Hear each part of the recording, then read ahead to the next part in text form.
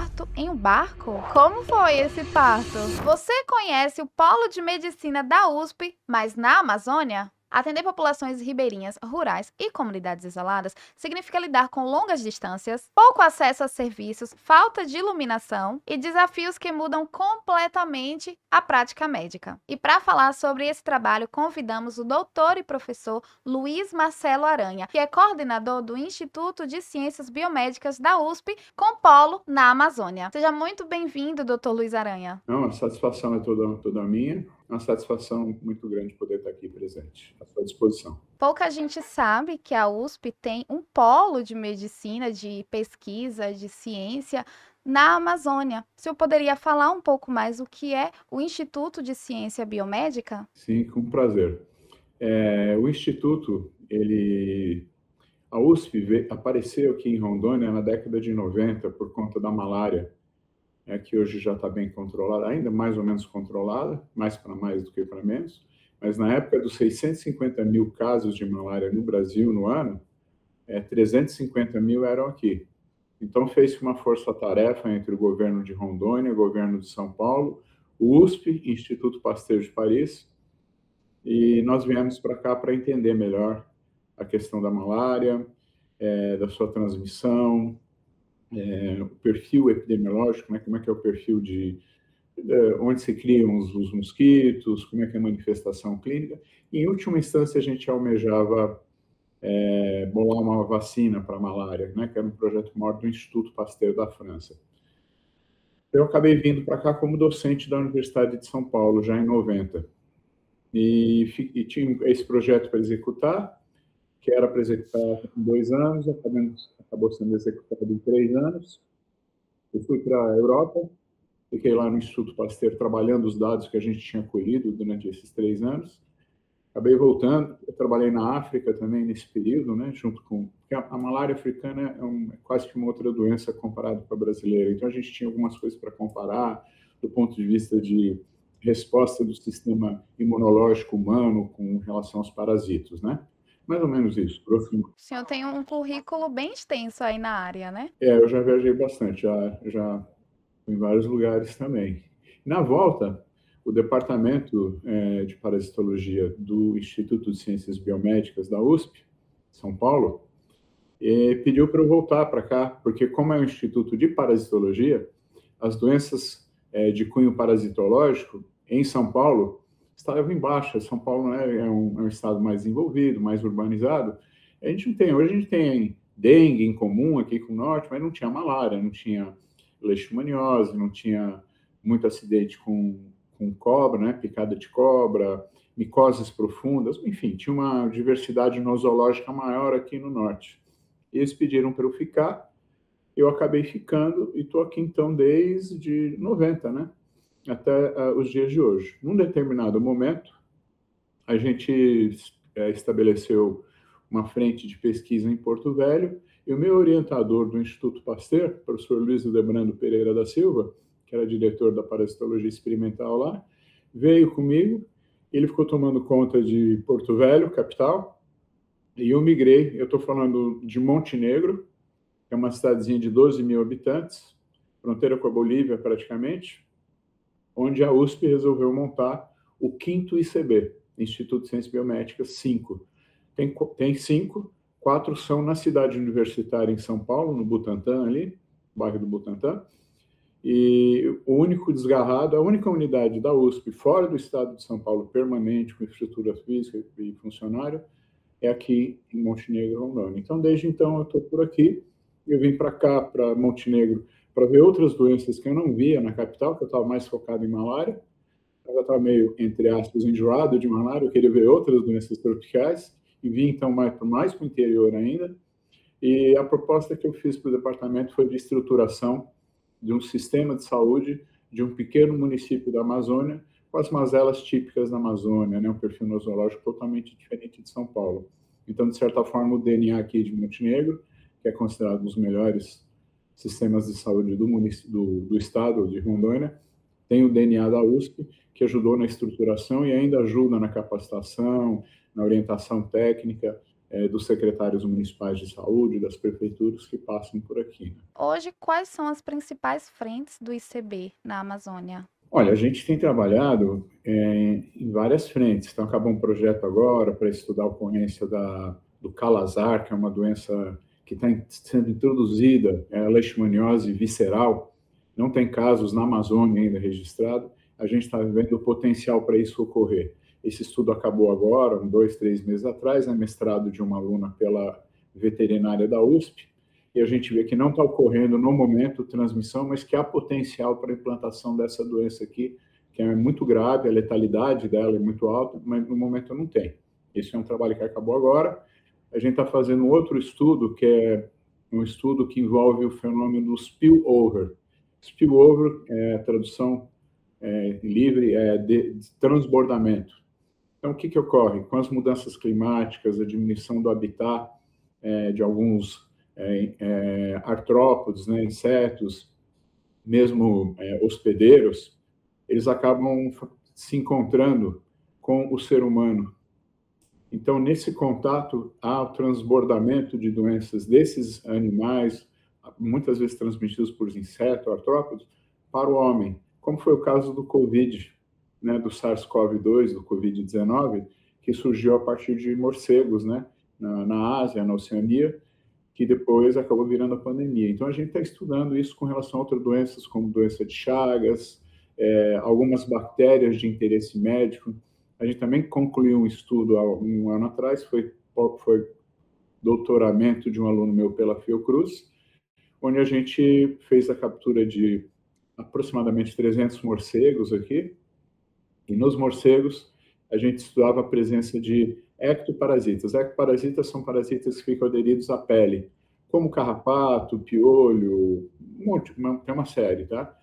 E a gente examinou esses ectoparasitos e detectou bactérias com potencial de causar doenças graves em seres humanos. E os morcegos estão migrando para a cidade por causa da destruição do ambiente, por causa da luminosidade, por causa da oferta de insetos.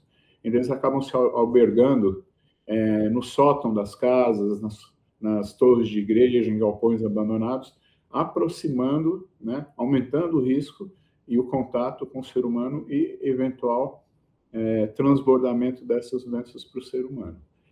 A última frente de pesquisa, né, na verdade, isso envolve a secretaria de alunos de iniciação científica, doutorado, aqui, fora, e é a questão da intervenção, como fazer intervenções em saúde em áreas remotas da Amazônia. Áreas que eu falo que não tem luz, não tem acesso por estrada, não tem comunicação e tem um acúmulo muito grande de doenças crônicas já, como hipertensão, diabetes, obesidade, além das doenças infectoparasitárias. Esse é um projeto que chama Saúde Infinita, ele está fomentado pelo CNPq, e a gente está começando agora uma terceira fase dele, com algumas populações remotas diferentes, como extrativistas de borracha, de castanha do Pará, em reservas extrativistas. Esse é o geralzão da USP. O senhor citou a Covid-19 e outras doenças também, e a gente sabe que na região da Amazônia tem muitos locais que têm difícil acesso.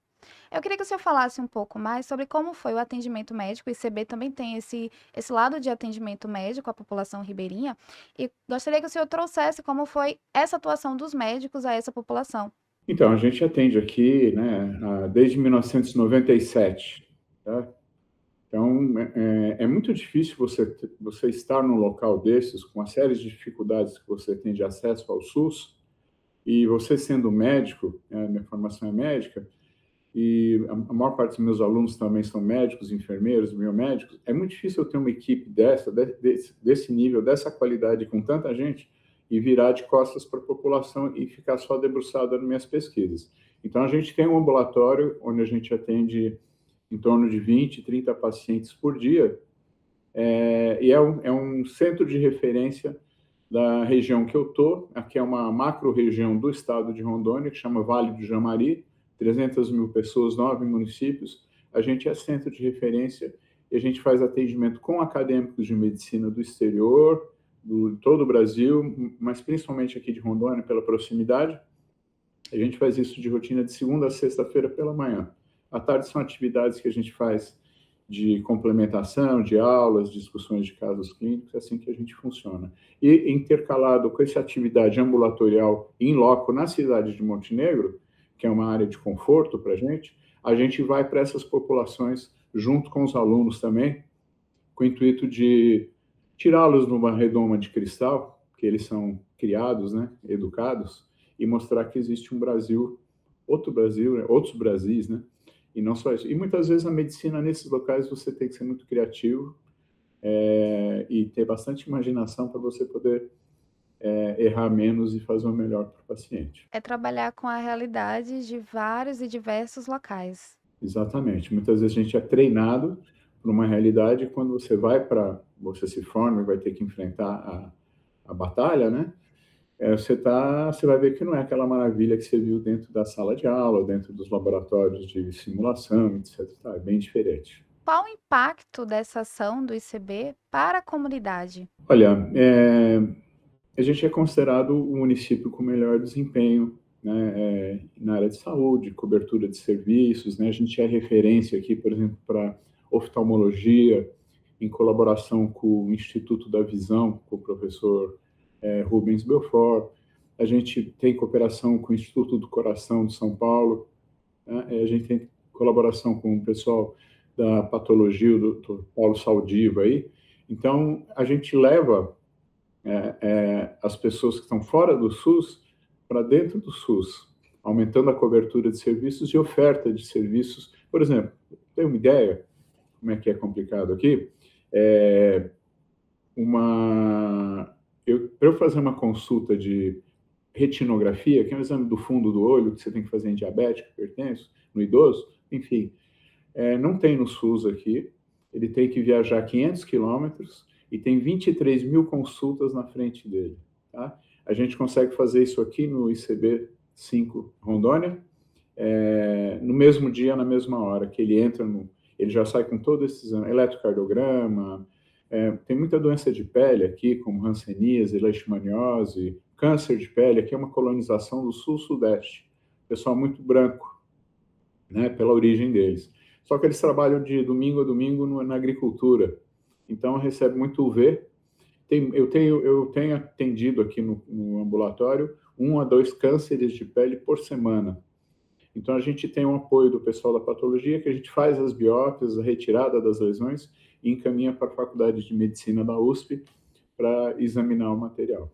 Então acho que é um impacto grande no sentido de incluir essas pessoas dentro do SUS e, em paralelo à inclusão do paciente, a gente poder formar profissionais que vão atuar na medicina nos próximos anos. São alunos do último ano de medicina que passam aqui.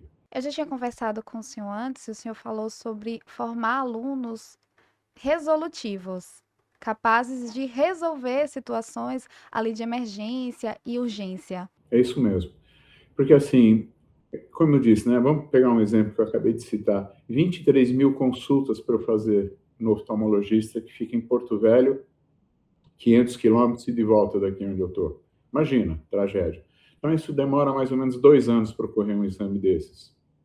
Entre 1 ano e meio e 2 anos. Às vezes é uma emergência, é um glaucoma, um glaucoma de ângulo fechado, ou então alguma doença, uma retinopatia diabética, alguma coisa que precisa de uma intervenção mais imediata. Muitas vezes ele vai perder a visão e não vai conseguir chegar lá.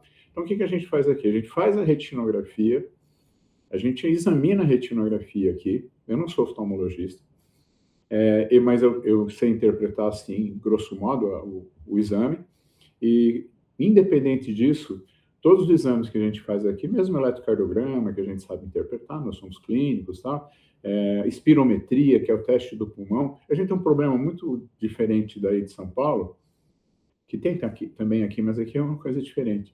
São Paulo, o maior problema de pulmão, de doença pulmonar obstrutiva crônica, é tabagismo. E a poluição ambiental aí também. Aqui é a fumaça do forno a lenha. É considerado como um poluente. Então, a gente tem espirometria aqui também. Então, todos esses exames a gente pega, acaba fazendo, manda por nuvem computacional para São Paulo, USP, o Instituto da Visão, e a gente acaba podendo trazer isso para para as pessoas. O senhor citou problemas pulmonares causados por fumaça do fogo a lenha, exposição a longo prazo? É isso, isso. Porque a gente achou curioso que nesses lugares que a gente vai, que é isolado mesmo, tá? Eu tô falando assim, né? A população do Baixo Madeira que a gente atende fica 800 quilômetros de onde eu estou aqui. Eu atendo o pessoal por telemedicina e presencialmente, tá? Nesses lugares eu comecei a fazer espirometria em senhoras, né, de 70 anos, 65, 70 anos, que nunca tinham fumado, não eram fumantes passivos, os seus companheiros não eram fumantes, e a gente fazia espirometria, tinha DPOC, doença pulmonar obstrutiva crônica, né, como se fosse um fumante. E, no fundo, isso é em função da fumaça inalada durante o processo de cozimento de alimentos. Então, você ofertar todos esses exames, poder interpretar e dar uma resposta em vez de 1 ano e meio, 2 anos, no mesmo dia ao paciente, isso é ser resolutivo. E atendimento de emergências, poxa, fazer um parto no meio do Rio Madeira, ou, por exemplo, um último episódio, a gente teve lá, teve provavelmente uma agressão, e a mulher se defendeu com a mão, facão, e quase que decepou a mão dela. Então, ela acabou vindo para a gente teve que parar a hemorragia, fazer a sutura, a lavagem, tirar a dor dela, anestesiar tudo, para poder encaminhar para a cidade Polo, que fica a 4 horas de barco, que é Humaitá, no Amazonas. Então, preparar o aluno para essas situações, que ele pode, sim, ser bastante resolutivo. Ele sendo resolutivo, eu consegui... Quando a gente implantou oftalmologia aqui, junto com o Instituto da Visão de São Paulo, a fila nossa de espera para passar no oftalmo era de 3 anos e meio. Quando a gente implantou aqui, caiu para 3 meses. Por quê? Porque tudo que eu consigo segurar aqui, que é passível de eu segurar aqui, porque o pessoal confunde oftalmologia com cirurgia, mas 90% da oftalmologia é clínica. Então, eu seguro os casos aqui e tenho um apoio também por telemedicina do pessoal da Escola Paulista e do Instituto da Visão para poder me apoiar na tomada de decisão aqui e evitar o congestionamento do SUS. Isso é um médico resolutivo. Que é preparado para diversas situações. Agora, o senhor citou um parto em um barco? Não é a primeira vez. Como foi esse parto? Dentro de banheiro, tá? Às vezes você está passando na área ou tá... Porque a gente às vezes fica 10 dias, né, em acampamento, né, nesses pontos. Então aparece, né, gestante, e a gente tem que fazer, né? Às vezes é no barco, às vezes eles estão se deslocando para ir para a cidade Polo e não dá tempo, então eles sabem que tem a assistência à saúde ali, eles encostam e a gente acaba fazendo, felizmente, né, os partos que eu fiz, meia dúzia, 8 partos, não sei, foram partos tranquilos de se fazer e deu para fazer parto normal, por via vaginal. Né? Se ele tivesse atravessado, vamos chamar assim, uma posição transversa, né, no feto que é mais difícil, ou sentadinho, que é mais difícil, dá para você fazer também, mas é mais trabalhoso. Eu fui afortunado, isso que eu peguei estava com uma posição boa, dá um estresse danado, você não tem muito recurso, né? Se tiver uma hemorragia, alguma complicação pós-parto também. Teve um caso que teve um nenê estava saindo, né? A gente fala coroa, aparece a cabecinha dele, e é um momento muito bonito, muito emocionante, e parou. Aí parou. Falei, meu Deus do céu, chama distócia de condução, né? Ele fica parado ali, não vem. E eu, assim, ali, sem luz, né? Abafado, um calor danado e tal, deu um insight, eu falei assim, ele está com o cordão umbilical em volta do pescoço. Pensei, eu não sou oftalmo, obstetra, nem nada, né? Isso é tudo da minha vivência e treinamento na faculdade. E não era que coloquei dentro do colo da mulher e achei 2 cordões, e no escuro mesmo, sem enxergar, porque não conseguia visualizar, amparado pelos meus dedos, eu cortei os 2 cordões e o neném veio, um moleque de 3.800, bateu no meu peito aqui e ficou tudo bem com ele. Ele nasceu meio, que a gente chama meio com Apgar baixo, uma escala de vitalidade baixa, mas depois ele evoluiu para uma escala mais alta e ficou bem. Depois a gente deu os cuidados da senhora e levou ela para Montenegro. Isso foi em Montenegro, um caminho de Montenegro a Buritis, que é uma cidade no meio, e acabou de finalizar o atendimento lá, da criança e da mãe. Isso aqui relativamente comum, né? Mostrando aí a importância do polo do ICB para dar essa assistência a essa população, não é? E eu reforço também uma coisa que você levantou, que é a questão da resolutividade, quer dizer, que eu tive que ser resolutivo ali, senão esse bebê, talvez ele não pudesse estar entre a gente hoje, porque com a circular do cordão, estrangula o bebê e diminui a circulação de sangue para o cérebro dele. Esse neném poderia ter sequelas ou talvez não estar aqui entre a gente. Então, a resolutividade é importante. Você entender assim, o que está acontecendo e ter uma reação rápida e eficiente. E assim, ser resolutivo. Além da questão de você não entupir, entre aspas, o SUS com consultas desnecessárias. Então, muitas vezes eu pego o aluno aqui que chega aqui, a paciente aqui está com um problema ginecológico, vamos dizer assim, uma leucorreia, né? São afecções comuns na mulher. Ela fala, não, ginecologista. Eu falei, não, negativo. Ginecologista é você. Você vai lá, vai colocar na posição ginecológica, a gente vai colher a secreção, vai examinar e a gente vai tratar. Você não vai perturbar o ginecologista que está com 200 mil coisas, com problema de câncer, que são problemas mais complexos, que a gente não resolve aqui na periferia do sistema, com uma leucorreia, né, chamado corrimento também, que a gente consegue resolver isso em qualquer lugar. Qualquer médico é capaz de fazer essa abordagem. Então, não. Então, tem um despreparo também muito grande. Você vê essa nota, essa avaliação dramática aí, né, que houve pelo governo, das escolas aí, mostrando que 30% não está formando profissionais com qualidade, né? E sem resolutividade, portanto. Isso foi uma tragédia, isso foi um baque muito grande na estrutura. Nossa, assim, mas acho que foi um baque bom. Acho, embora o resultado seja péssimo, né, do ponto de vista de formação, obviamente, ninguém está contente com isso, mas não existia nenhum freio. Agora existe um freio e acho que isso vai, espero que no futuro, repercuta numa formação do profissional mais qualificado e resolutivo. Fica aí uma deixa para as universidades elas aperfeiçoarem, né, a formação, o ensino médico e ter mais um olhar para formar alunos mais resolutivos, preparados realmente para a realidade da população. E o senhor trouxe a questão do aluno resolutivo.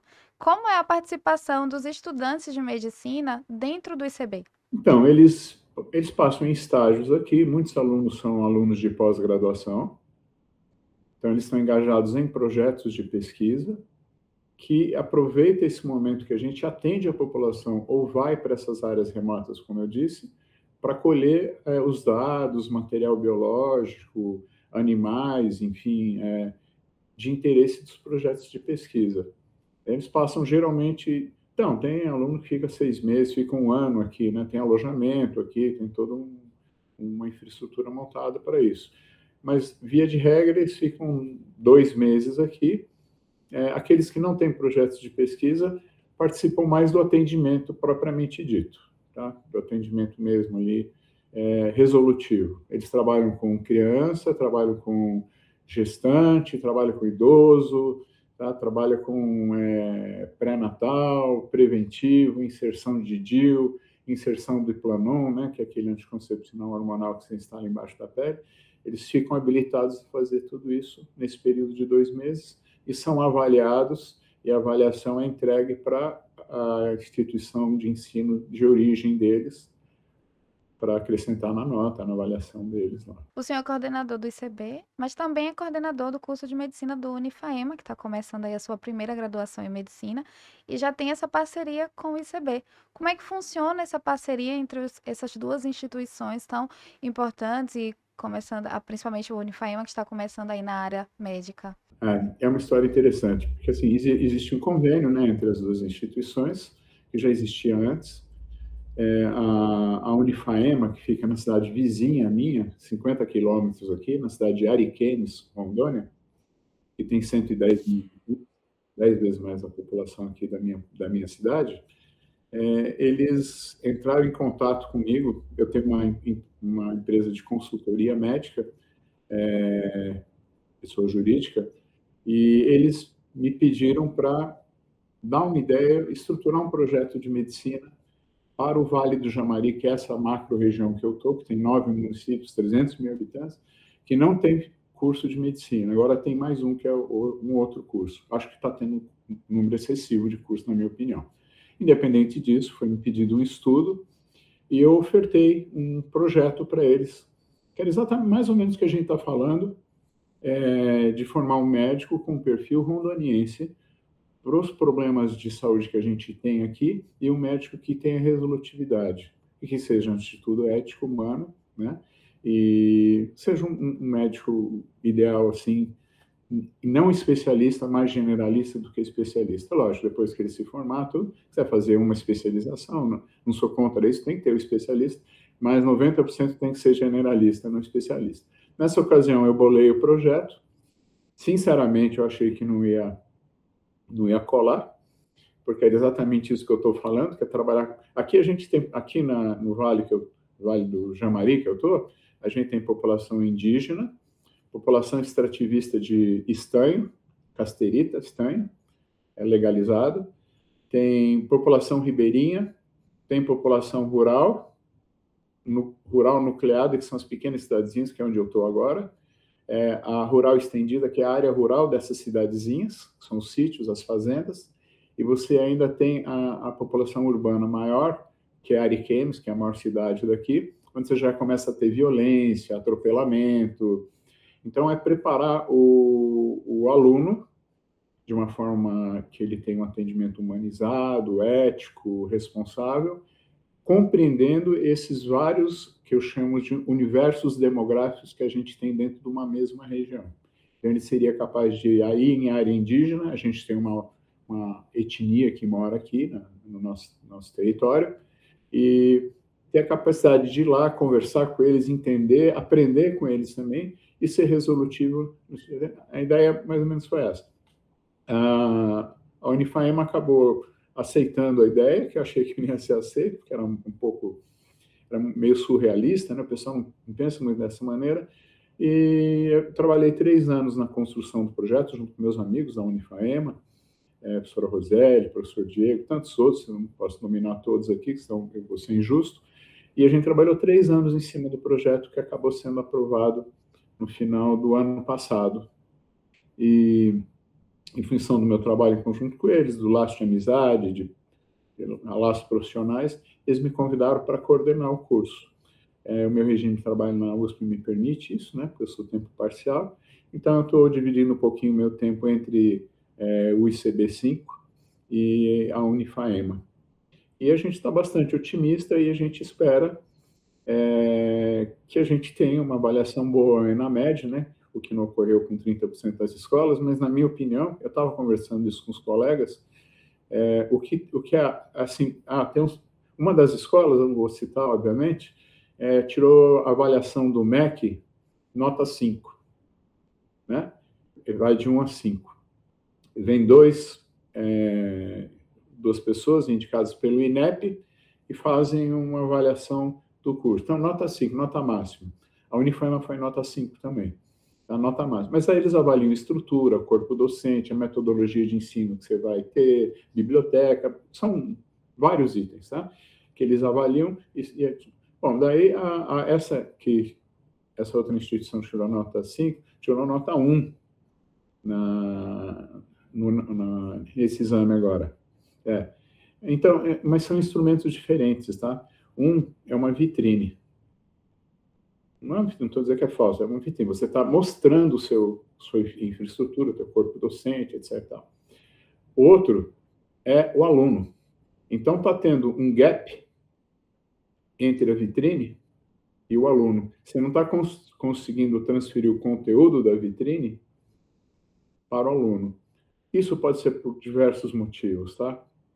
Ou por uma falha de avaliação desses alunos, entende? Critérios de avaliação, ou mesmo por desempenho dos preceptores e dos professores. Então, isso foi analisado caso a caso, e a gente, então, tem preparado a Unifaema para que não exista esse gap. As nossas reuniões focam muito isso aí, porque isso penaliza muito as instituições, as que tiveram na média nota 1 e 2, vão perder número de vagas, vão perder FIES, elas são bastante penalizadas, e reincidindo com a nota, elas podem ser, inclusive, fechadas.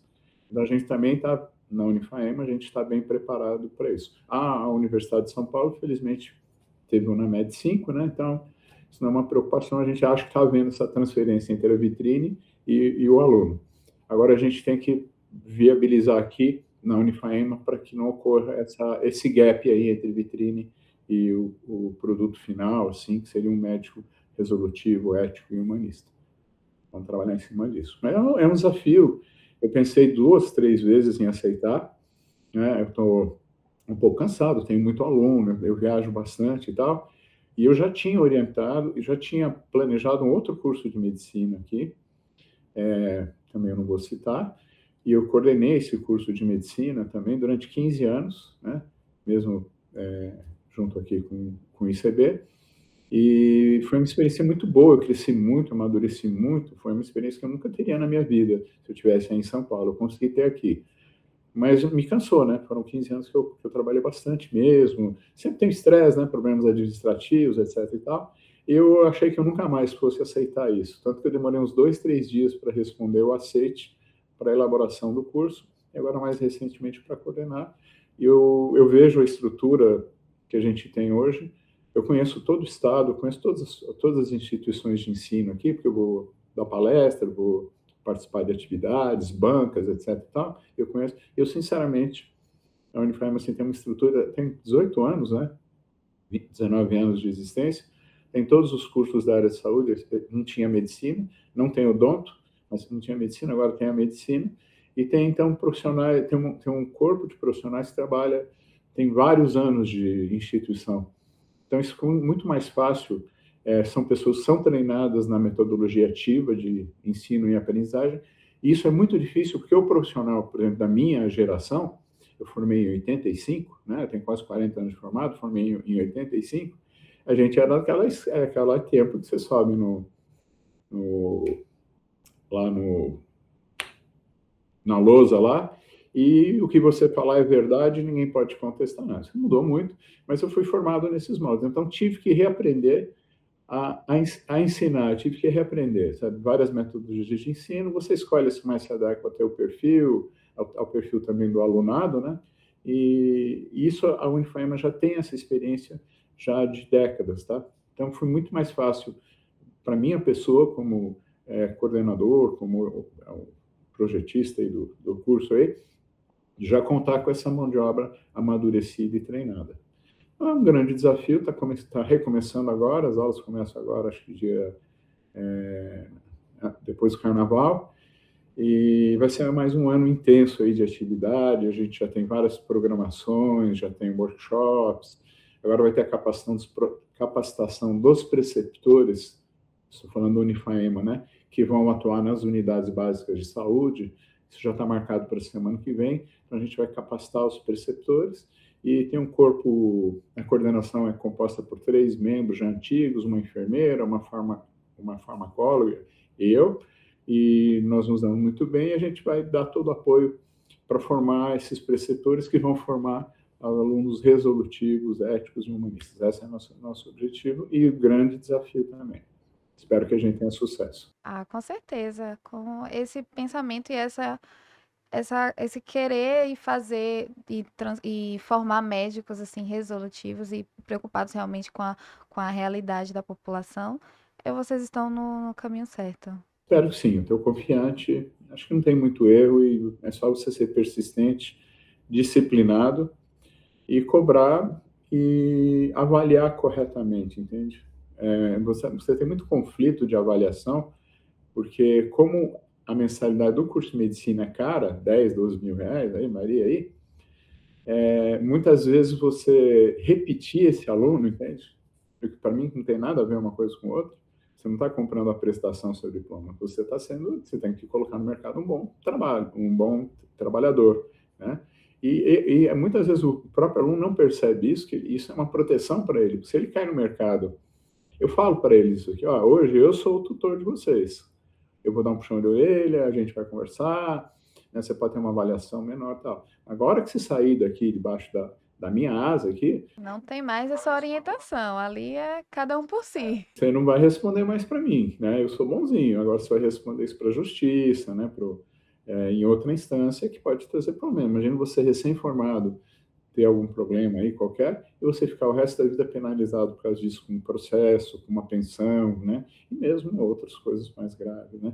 Então, acho que está faltando essa coragem também das instituições de avaliarem com mais rigor mesmo os alunos.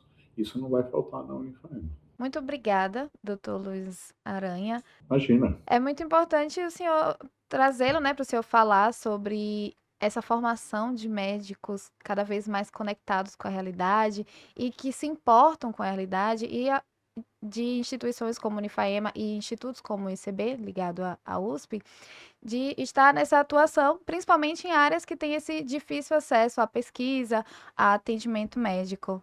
Exatamente. Outro ponto é a pesquisa, né? Quer dizer, aqui é embrionária a pesquisa, né? E o grupo antigo da USP, que veio de 90 para cá, o professor Luiz Debrando, o professor Henrique Krieger, meu próprio pai era dessa equipe, também era médico pescador, faleceu há 2 anos. Essa é a equipe pioneira aqui, que hoje, em última instância, é responsável pela formação do arcabouço de pesquisa do estado de Rondônia. São várias pessoas, mas esses aí são os cardeais, né? São os 3 principais. E a gente tem pesquisa num estado que, no ranking do CNPq, antes era o último colocado, o penúltimo colocado, em termos de produção científica. Então, a gente também tem uma preocupação muito grande na realização de pesquisa no estado que não tem pesquisa. E nessa nova empreitada agora, com o novo curso de medicina, a gente já tem projetos de pesquisa. Ontem houve uma reunião com os alunos, apresentando 2 projetos de pesquisa aprovados pelo CNPq, já da graduação de medicina, do primeiro ano de medicina, para poder participar dessas atividades. Então, isso também é uma coisa importante. Além da resolutividade, esse espírito investigativo, né, de curiosidade científica, que a gente deve ter, na minha opinião, o profissional médico, ele tem que nascer com isso, sabe? Ele tem que ver que uma coisa não tá correto, está fora do quadradinho, e tentar buscar a explicação porquê daquilo, e aquilo leva a descobertas científicas, métodos de controle, de prevenção, vacinas, remédios, etc, etc, etc. Perfeito. Muito obrigada, doutor Luiz Aranha, pela sua participação e pela sua contribuição para a minha entrevista. Com satisfação. Tá, muito obrigado, eu que agradeço o convite e estou sempre à disposição aqui. Muito obrigado. Esse foi o Meia Entrevista de hoje. Se inscreva aqui no canal para não perder os próximos episódios. Siga o Melhores Escolas Médicas nas redes sociais e acompanhe o portal para ter acesso a matérias completas sobre saúde, educação e medicina. Os links estão aqui na descrição. Até a próxima!